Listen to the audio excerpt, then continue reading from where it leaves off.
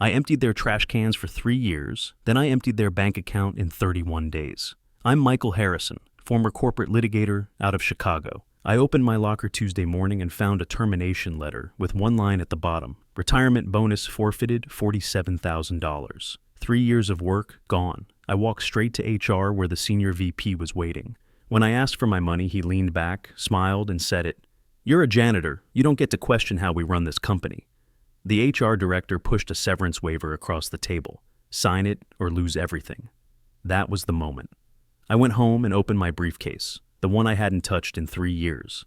Inside was my bar card, still active, my JD diploma, and 15 years of corporate litigation experience.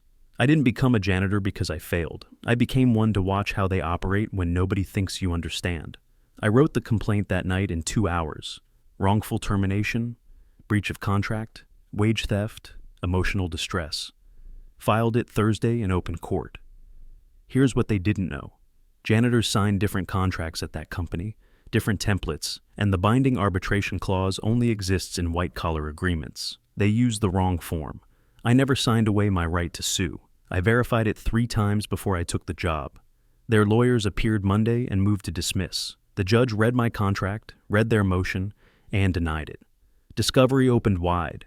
$850 per day. That's what their legal team cost them over 23 days of motions and depositions.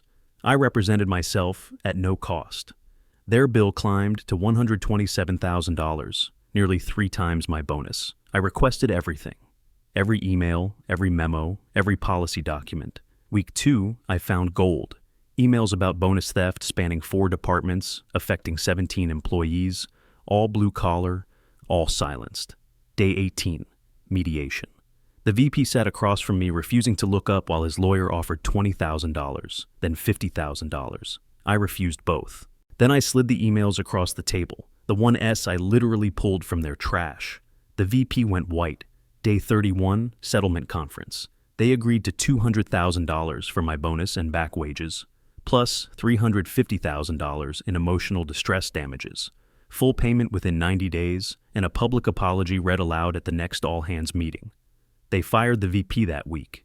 The HR director was gone too, and I stood in that conference room while the CEO apologized to me in front of 240 employees, then handed me a check for $550,000.